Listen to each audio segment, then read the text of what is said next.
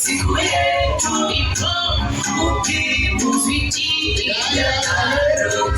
sasa ni pamoja, mwili mmoja, kila kitu ni moja, tuwe pamoja, upendo na pongeza, nawe pongeza, heshima na pandisha, tuwe pamoja.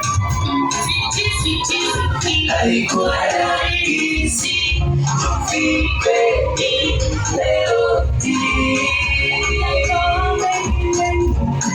Tupande nayo, sisi ni